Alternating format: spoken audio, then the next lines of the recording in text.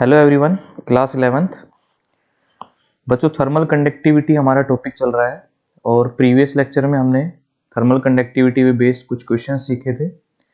आज भी हम थर्मल कंडक्टिविटी को ही एक अगले स्टेप पे पढ़ेंगे, जहाँ पे हमने ग्रुपिंग पढ़ना है और इक्विवेलेंट कंडक्टिविटी को कैलकुलेट करना सीखना है और कैसे हम उसके क्वेश्चंस फिर कर पाएंगे, वो चीज़ हमें देखनी है आज की क्लास में। तो चलिए क्लास स्टार्ट करते हैं। और क्लास में जो आज टॉपिक रहेगा हमारा, वो प्रीवियस वाला टॉपिक ही चलेगा, थर्मल कंडक्टिविटी का। तो बच्चों आज की क्लास देखना इजी रहेगा। कब जिन बच्चों ने इससे पहले वाली क्लास देख रखी है, क्योंकि मैथमेटिकल फॉर्मूला बेसिक चीज़ें वहाँ हो चुकी थी, आज उसी क्लास को एक अगले स्टेप पे लेके जाएंगे, जहाँ हम इक्विवेलेंट कंडक्टिविटी निकालना सीखेंगे।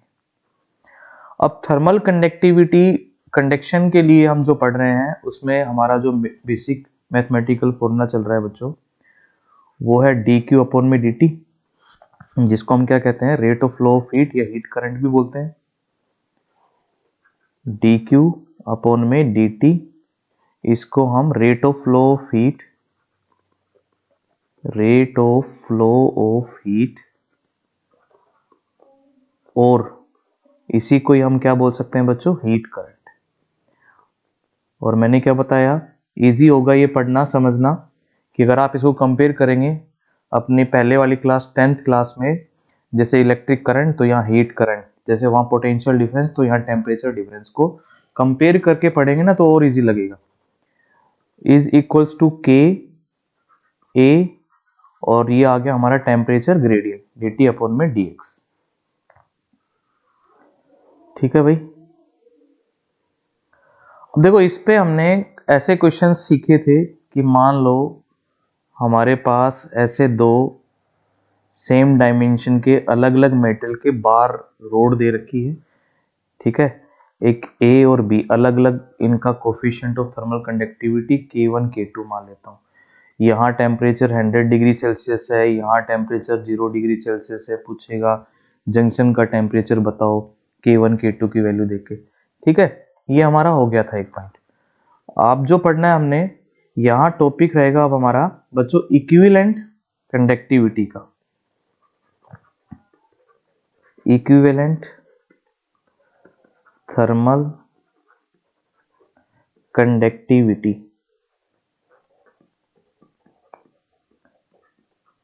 ठीक है। Equivalent thermal conductivity in series and parallel. Series और पैरेलल, सीरीज पैरेलल में रेजिस्टेंस आपको याद आएंगे 10th क्लास रिलेटेड। ऐसे हमने दो अलग अलग मटेरियल, अलग अलग थर्मल कंडक्टिविटी के जो दो मटेरियल ले रखे हैं, उनको सीरीज में यूज करेंगे। दो दो को लेके करते हैं, तीन के लिए फिर उसी तरह से चलेगा आगे। तो पहला बच्चों यहां पर हम सीरीज के लिए ले लेते हैं। फर्स्ट हम बात कर लेते हैं इन सीरीज में, ठीक है। चलिए स्टार्ट करते हैं। तो मेरे पास कुछ इस तरह से दो अलग अलग लेंथ ले लेता हूं, मान लीजिए अभी, फिर बाद में चेंज कर लेंगे।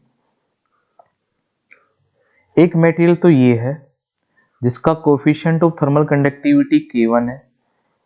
अब जो स्टूडेंट ये क्लास देख रहे हैं और जिनको ये नहीं पता है ना कि थर्मल कंडक्टिविटी कोफिशिएंट क्या होता है, तो उनको मैं एक चीज बोल रहा हूँ कि पहले वाली क्लास देख के आओ, तब समझ में आएगी चीजें।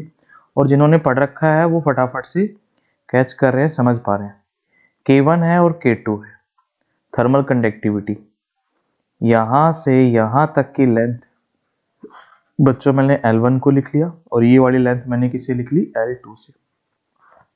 सीरीज में हो गई है, ठीक है। यहाँ टेम्परेचर मैं T1 मान लेता हूँ, यहाँ टेम्परेचर मैं T2 मान लेता हूँ, जंक्शन का टेम्परेचर मैं T से लिख लेता हूँ। अब सीरीज में जैसे हम रेजिस्टेंस यूज करते हैं सीरीज में, अलग अलग वैल्यू R1 R2, तो क्या बता रखा है इसमें, सीरीज में I की वैल्यू, करंट जो होता है वो क्या होता है, सेम होता है बच्चों दोनों रेजिस्टेंस में से। जिसको कि हम Q अपॉन में T कह रहे हैं। ऐसे यहाँ पर हम सीरीज में क्या कह के चल रहे हैं कि जो rate of flow of heat है dQ बाई dt, वो सीरीज के अंदर क्या रहेगा, सेम रहेगा इन सीरीज। तो जितना rate of flow of heat इसमें से हो रहा है, इसको मैं A मान लेता हूँ, इसको B मान लेता हूँ, तो जितना rate of flow of heat A में से हो रहा है उतना ही rate of flow of heat B में से हो रहा है। और यहाँ में ना इनका area of cross section A मान लेते हैं, सेम मान लेते हैं, ठीक है। या आप इसको फर्स्ट और सेकंड से लिख लो, क्योंकि A हम एरिया के लिए यूज कर लेंगे इनका। ये फर्स्ट पार्ट है, ये सेकंड पार्ट है। तो चलिए लिखते हैं अब हम rate of flow of heat dQ1 upon में dt बराबर किसके होगा, dQ2 अपॉन में dt, ठीक है। यहां से हमें क्या कैलकुलेट करना है बच्चों, इक्विवेलेंट कंडक्टिविटी हमारे को जो है ना वो लिखनी है। तो ये rate of flow of heat दोनों में क्या रहेगा, सेम होगा। इक्विवेलेंट कंडक्टिविटी मतलब K1 और K2 की टर्म्स में एक रिजल्ट फाइंड आउट करना है। कैसे करेंगे देखिए, क्या मैं इस पूरे टेम्परेचर डिफरेंस को T1 माइनस T2 को ऐसा लिख सकता हूं, T1 minus T plus T minus T2? बिल्कुल लिख सकते हैं सर। यहां से यहां तक का टेम्परेचर डिफरेंस प्लस यहां से यहां तक का टेम्परेचर डिफरेंस, मतलब ये टेम्परेचर डिफरेंस T से T2 और T1 से T1 दोनों को ऐड कर देता हूं तो टोटल टेम्परेचर डिफरेंस आ जाएगा हमारा, ये total temperature difference T1 minus T2 is equals to this. चलिए ठीक है, इतनी बात समझ में आ गई सर हमारी कि T1 minus T2 is equals to this. अब टेम्परेचर डिफरेंस को हम इस फॉर्मूले से, ये रहा ना जो ऊपर फॉर्मूला रहा, ये रहा, इससे हम टेम्परेचर डिफरेंस कैसे कैलकुलेट कर सकते हैं। देखिए यहां लिख देता हूं मैं, मुझे dt निकालना है तो बच्चों क्या करना पड़ेगा, dq अपॉन में dt उधर था, क्रॉस मल्टीप्लाई करेंगे इधर, ये जाएगा dx, तो dx चला गया ऊपर और नीचे क्या क्या आ जाएगा जी, k a, और dt वहीं रह गया। ये k a नीचे आ गया इधर और dx ऊपर चला गया, किसकी वैल्यू आ गई, dt। dt क्या है यहाँ, टेम्परेचर डिफरेंस। यहां लिख लेते हैं टेम्परेचर डिफरेंस को, कितना आ जाएगा टेम्परेचर डिफरेंस, dq अपॉन में dt। टोटल टेम्परेचर डिफरेंस हो रहा है ये, total rate of flow of heat, और टोटल लेंथ, ये dx क्या होता है, लेंथ यहां से यहां तक, जैसे जो हमने लिखा है dx1 या dx, तो यहां से यहां तक की लेंथ L1 है, और मैं ये टोटल टेम्परेचर डिफरेंस की बात कर रहा हूं बच्चों यहाँ टोटल। तो टोटल लेंथ कितनी हो जाएगी, L1 प्लस L2, ठीक है। तो ऊपर जो हमने dx लिखना है उसमें जगह क्या लिखेंगे हम, L1 plus L2। Area of cross section same है यहाँ A, और टोटल इक्विवेलेंट कंडक्टिविटी KEQ लिख रहा हूं मैं, ये हमें निकालना है। देखिए इधर हो गया टोटल के लिए, अब यहाँ हो जाएगा अलग अलग के लिए। तो rate of flow of heat तो दोनों में क्या रहेगा, सेम रहेगा। ये लेंथ कितनी थी फर्स्ट पार्ट की, L1, एरिया क्या है A, कोफिशिएंट ऑफ कंडक्टिविटी कितनी है K1, प्लस इसी तरह से हम लिखेंगे सेकंड पार्ट के लिए, dq बाई dt क्या रहने वाला है, सेम। लेंथ कितनी है L2, area of cross section A, coefficient of conductivity हो गया K2। जो कैंसिल आउट करता है वो कैंसिल आउट कर देंगे, ये कैंसिल हो गया दोनों साइड से। बच्चों क्या बचा अब उधर, यहां लिख लेते हैं, उधर बचा है हमारा L1 प्लस L2, ठीक है। और इक्विवेलेंट कंडक्टिविटी यहाँ क्या रह गया है, L1 अपॉन में K1 प्लस L2 अपॉन में K2। हमें फाइंड आउट क्या करना है, इक्विवेलेंट कंडक्टिविटी, तो क्रॉस मल्टीप्लाई कर देते हैं, and equivalent conductivity is equals to, वहाँ L1 प्लस L2 रह गया, इसके नीचे आ गए दोनों, L1 upon K1 plus L2 upon में K2। ये इक्विवेलेंट कंडक्टिविटी आ जाता है दो अलग अलग लेंथ के लिए। अब देखिए इसी में मैं कहूं कि if L1 is equals to L2 बराबर L, लेंथ बराबर होगा दोनों की, तो L प्लस L ऊपर कितना हो जाएगा, ऊपर हो जाएगा सर 2L, नीचे L upon K1 plus L upon में K2, तो L कॉमन क्या आ जाएगा, 1 upon K1 plus 1 upon K2। बात समझ में आ रही है, एलसीएल क्या हो गया, कैंसिल। आप एलसीएम लेके सोल्व कर लेंगे तो इक्विवेलेंट कंडक्टिविटी आएगा फिर हमारा एलसीएम लेने के बाद 2k1k2 ऊपर चला गया, नीचे आ गया k1 प्लस k2। ये बच्चों फॉर्मूला आ जाता है हमारा इक्विवेलेंट कंडक्टिविटी का। फिर से लिख देता हूं मैं यहाँ पे लास्ट क्या रिजल्ट आ गया हमारा। जो इक्विवेलेंट कंडक्टिविटी आया जब लेंथ बराबर थी तो इज इक्वल्स टू 2k1k2 और k2 प्लस k1। कब, जब दो रोड कैसे लगा रखी है, सीरीज में। अब देखो क्या थोड़ा सा डिफरेंस आया। रेजिस्टेंस अगर हमारे पैरेलल में होते तो रेजिस्टेंस इन पैरेलल आरपी लिखते थे 1/r1 प्लस 1/r2। सीरीज में लिखते थे रेजिस्टेंस को r1 प्लस r2 अगर दो है। ठीक है, अब यहाँ पर अगर आप एलसीएम लेके सोल्व करते हैं इसको आगे फर्दर तो ये r1 r2 प्लस r1। अब ये तो 1/rp आया, इसका रेसिप्रोकल भी तो करते थे ना, rp इज इक्वल्स टू, तो कितना आता था r1 r2 और नीचे कितना r2 प्लस r1। अब कुछ उसी तरह से यहाँ आ रहा है, बस यहाँ 2 और आ रहा है। इस वाले रिजल्ट को देखो, इसको देखो इक्वेशन फर्स्ट को और इक्वेशन सेकंड को देखो, ये इक्वेशन सेकंड। तो क्या चीज नजर आ रही है हमारे को, वहां r1 r2, यहाँ आ रहा है k1 k2, यहाँ r2 प्लस r1, ये r2 प्लस r1, यहाँ आ रहा है k2 plus k1, k2 plus k1, बस यहाँ 2 और आ रहा है। तो ये जो रिजल्ट आया हमारा सीरीज के अंदर ये कुछ सिमिलर आया है किसके, रेजिस्टेंस जैसे पैरेलल में होता है। ठीक है, तो यहाँ थोड़ा सा इस तरह से हम याद भी रख सकते हैं कि अगर दो बार रोड सीरीज में दे रखी है तो उनकी इक्विवेलेंट थर्मल कंडक्टिविटी कैसे कैलकुलेट कर सकते हैं। क्लियर, समझ में आ गया। हमें क्वेश्चंस में इस रिजल्ट को यूज करना है। चलिए, ये हमारा ग्रुपिंग हो गया फर्स्ट सीरीज के लिए। अब सेकंड ग्रुपिंग लेते हैं, ग्रुपिंग पैरेलल के लिए, इन पैरेलल। पहले एक बार रिजल्ट देख लेते हैं क्या आता है, फिर क्वेश्चंस पे चलेंगे। अब पैरेलल में बच्चों मान लो हमारे पास दो अलग अलग मटेरियल, ऐसे रोड ना, ये ले ली मैंने, और इसमें मैं एरिया ऑफ क्रॉस सेक्शन इनका अलग अलग ले रहा हूं, बट यहां हम देख रहे हैं कि दोनों के लिए जो लेंथ है वो क्या रहने वाली है, सेम। यहां से यहां तक ये फर्स्ट पार्ट हो गया, ये सेकंड पार्ट हो गया। तो इसमें हम इनकी कंडक्टिविटी को लिख लेते हैं, यहाँ k1 यहाँ k2। ये एरिया ऑफ क्रॉस सेक्शन मान लीजिए a1 है, ये एरिया ऑफ क्रॉस सेक्शन मान लीजिए a2 है। ठीक है, अब जरा सोचो क्या चीज सेम रहने वाली है। जब पैरेलल में हम रेजिस्टेंस लगाते थे, मान लो मैंने दो रेजिस्टेंस ऐसे पैरेलल में यूज कर लिए R1 और R2, तो क्या चीज सेम रहती थी, यहाँ पोटेंशियल डिफरेंस V। पता चला, याद आया, पोटेंशियल डिफरेंस क्या रहता था, सेम। अब ऐसे यहाँ टेम्परेचर T1 है, मान लो इस एंड के लिए टेम्परेचर T2 है, तो बच्चों difference T1 minus T2 temperature difference क्या रहेगा, इसमें सेम रहेगा। लेकिन क्या rate of flow of heat same रहेगी, तो हमारा आंसर होगा सर नहीं। हीट किस में से ज्यादा पास करेगी, जिसकी कंडक्टिविटी अच्छी होगी उसमें ज्यादा हीट जाएगी। अब यहाँ यही तो होता था कि यहाँ से जो करंट जा रहा है आई, इसको दो रास्ते दिखाई दे रहे हैं, तो ज्यादा किस में जाएगा, जो इजी रहेगा इसके लिए। इजी कौन सा रहेगा, जहाँ रेजिस्टेंस कम होगा।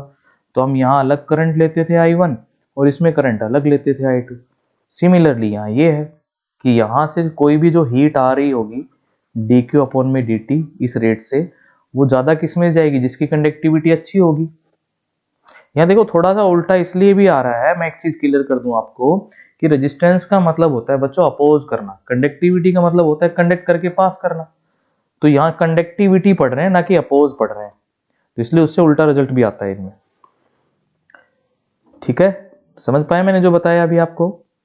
तो यहाँ कंडक्टिविटी जिसकी अच्छी होगी उसमें से हीट ज्यादा जाएगी, मतलब हीट दोनों में अलग अलग रेट से फ्लो करेगी। बात ये है समझाने की, dq1 अपॉन में dt यहाँ से फर्स्ट पार्ट में से, और इस सेकंड पार्ट में से मान लो जा रही है dq2 अपॉन में dt, इस रेट से हीट फ्लो कर रही है। क्लियर, हाँ, बट टेम्परेचर डिफरेंस दोनों एंड के लिए क्या रहने वाला है, सेम रहने वाला है। तो अब इसको लिख देते हैं, टेम्परेचर डिफरेंस फर्स्ट के लिए और सेकंड के लिए बराबर करके देखो कैसे हमारा रिजल्ट बनता है इसमें इक्विवेलेंट कंडक्टिविटी के लिए। तो टेम्परेचर डिफरेंस को हम क्या लिख के आए बच्चों, उसी तरह से लिख लो ये फॉर्मूला, डी क्यू अपॉन में D T is equals to क्या होता है, K A D T upon में डी एक्स। अब वही फिर से टेम्परेचर डिफरेंस डी टी हमें लिखना है, तो ये इधर आ जाएगा क्रॉस मल्टीप्लाई होकर, ये दोनों इसके नीचे आ जाएंगे। हाँ, और rate of flow of heat दोनों का क्या है, अलग अलग है।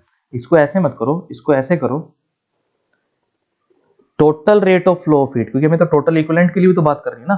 तो total rate of flow of heat, या जिसको हम कह रहे हैं हीट करंट, तो वो टोटल हीट करंट कितना होगा। इसमें भी तो ऐसे ही करते थे ना, टोटल करंट को लिखते थे I1 प्लस I2, फिर I और I2 की वैल्यू, I1 I2 की वैल्यू रखते थे पोटेंशियल डिफरेंस के टर्म में, ऐसे ही यहाँ करो।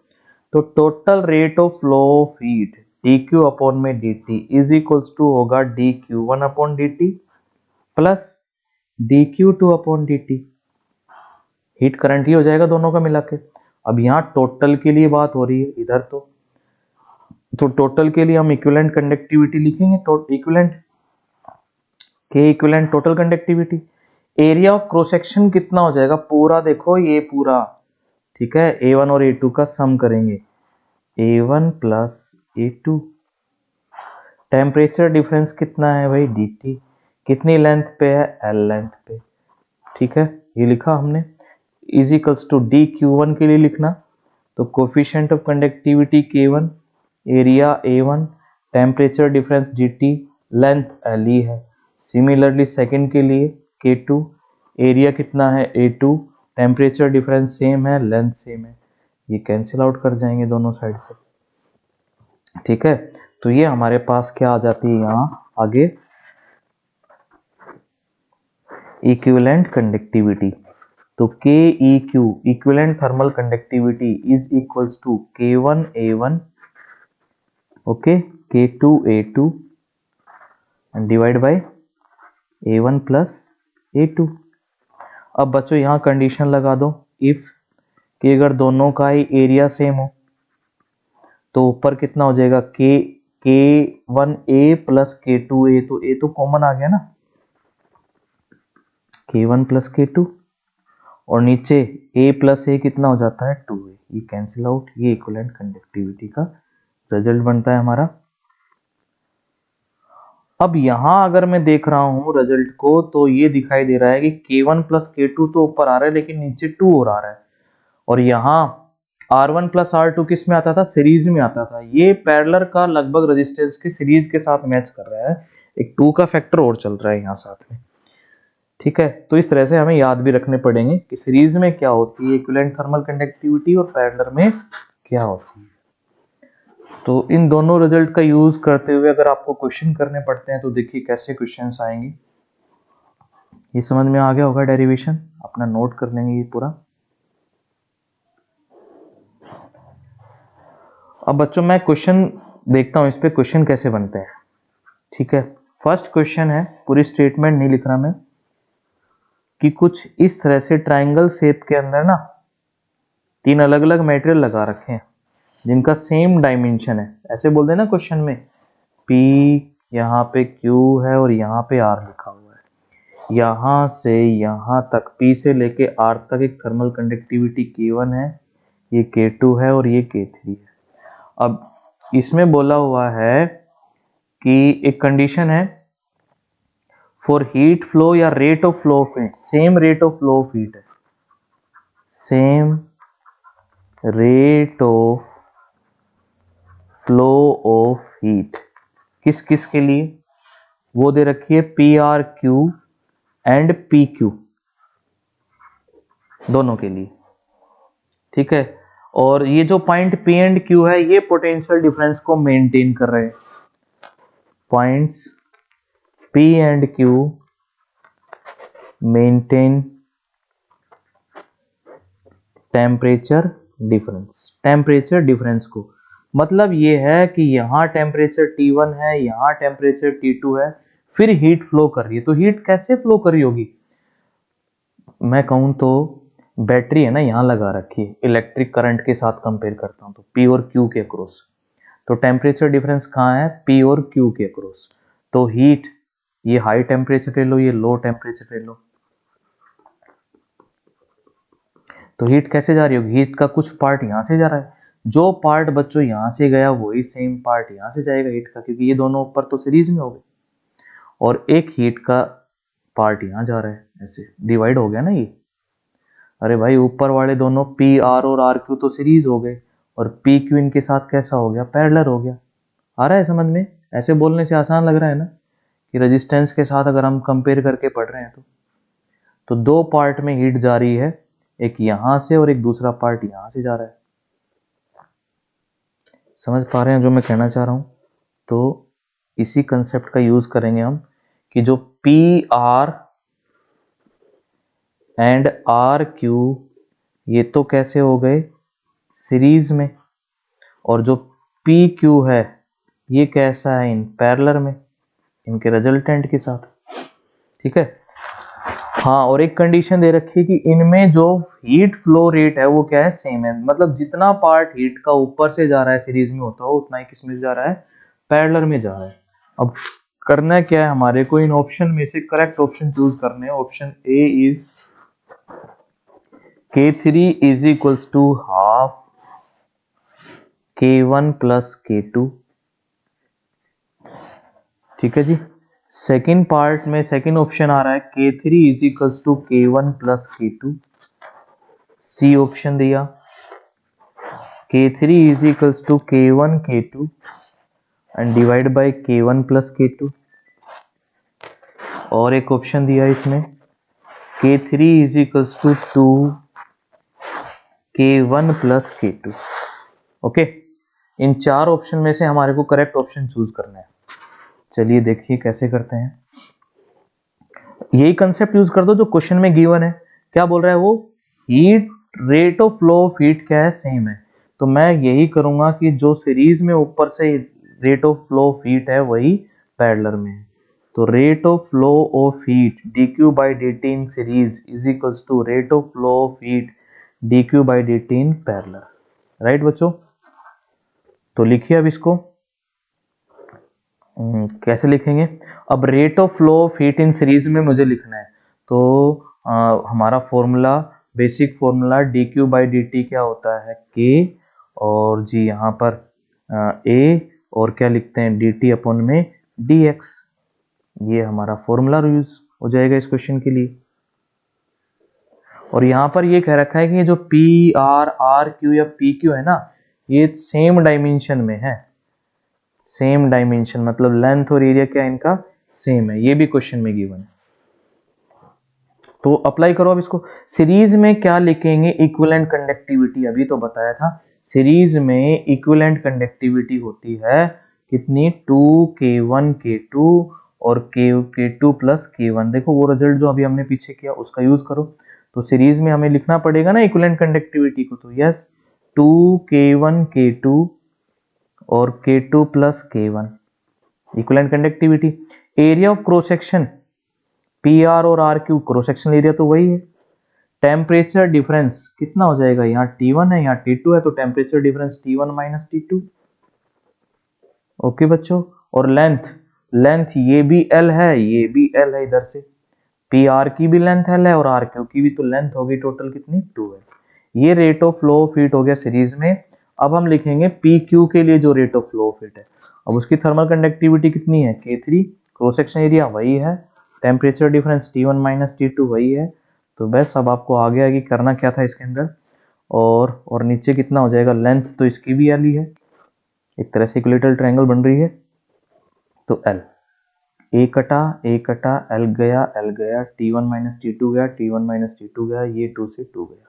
तो K3 इज इक्वल्स टू हमारा यहाँ से आता है बच्चों, K3 इज इक्वल्स टू कितना K1 K2 और नीचे कितना K2 प्लस K1। अब जरा चेक कर लो कौन सा ऑप्शन मैच करता है इसका। हाँ, तो ये हमारा ऑप्शन जा रहा है कौन सा जी, सी। तो सी ऑप्शन करेक्ट। आया समझ में? ठीक है, चलो एक और क्वेश्चन लेते हैं, वो भी अच्छा क्वेश्चन है।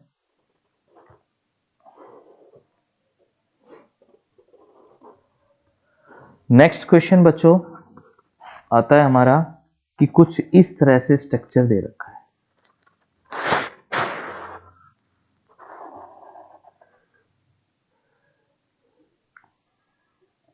ये कुछ हमारे पास अरेंजमेंट है रोड्स का, और एक रोड और दे रखी है ये भी। यहाँ पे एक पॉइंट मार्क कर लिए मैंने, ए हो गया, बी हो गया, यहाँ सी हो गया और यहाँ डी हो गया। बट इनकी थर्मल कंडक्टिविटी अलग अलग है। कैसे है? K1 है, K2 है, K3 है, K4 है। बच्चों एक चीज और इसमें गिवन है क्वेश्चन में कि यहाँ C2D कोई हीट फ्लो नहीं हो रही है। C2D no heat flow. ठीक है, इस पॉइंट का देखना कैसे यूज होगा इस क्वेश्चन में। तो हमारे को बताना है इसमें इन चार ऑप्शन में से करेक्ट ऑप्शन, इनका रिलेशन बताना है आपस में थर्मल कंडक्टिविटी का। तो option A is K1 is equals to K4 and K2 is equals to K3। Option B is K1 K4 is equals to K2 K3। Option C is K1 K2 is equals to K3 K4। Option D is इनमें से कोई, none of these. ठीक है, और temperature difference maintain किया हुआ है point A और बी के ऊपर। ठीक है, मतलब हीट करंट कैसे जा रहा होगा, कुछ इसमें से गया होगा और कुछ नीचे से गया होगा। लेकिन क्या सी और डी में से कोई हीट गया है? तो नहीं गया है। तो ये जो हीट जा रहा है ए से सी, उतना ही हीट करंट किस में जा रहा है? सी टू बी। और नीचे से जो जा रहा है ए टू डी, वो भी वही करंट जा रहा है, हीट करंट किस में से? डी टू बी में, क्योंकि सी से डी तो आया ही नहीं कोई करंट। और जितनी हीट हमने यहाँ से दी थी D Q upon D T, वही हीट करंट वापस हमारे पास किस पे आ जाएगा? बी पे। ठीक है, तो चलिए अब स्टार्ट करते हैं क्वेश्चन का सॉल्यूशन कि क्या बनेगा इसका सॉल्यूशन सर।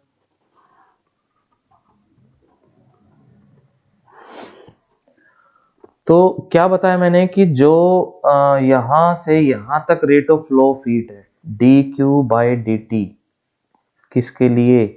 ए सी के लिए। वही rate of flow of heat बच्चों रहने वाली है आगे भी सी टू बी के लिए, rate of flow of heat. समझे मेरी बात को? तो ये दोनों rate of flow of heat क्या रहेगी? सेम रहेगी। यहाँ टेम्परेचर पॉइंट ए पे और इस सी पे हमें पता नहीं कितना है, तो चलो हम लिख लेते हैं। यहाँ ए पॉइंट का टेम्परेचर, जहाँ जहाँ पॉइंट है ना उसी के अकॉर्डिंग हम उनका नाम दे देते हैं। ये टी ए टेम्परेचर है, यहाँ टी सी टेम्परेचर है, और यहाँ टेम्परेचर टी बी है, और यहाँ टेम्परेचर टी डी है।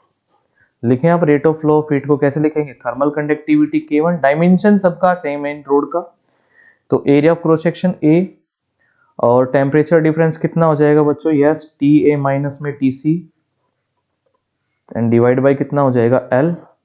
यही बराबर करना है हमने K2, cross section area same, T C minus T B और डिवाइड बाई L। L से L कैंसिल कर दो, A से A कैंसिल कर दो। तो यहां से अगर मैं K1 K2 का रेशियो लिखना चाहता हूं तो किसके बराबर आ रहा है? T C minus T B upon में T A minus T C. Clear है फर्स्ट इक्वेशन?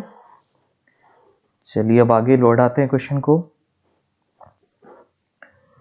तो ये हमारे पास फर्स्ट इक्वेशन हो गया। सिमिलरली जैसे हमने ऊपर किया ऐसे नीचे करना है।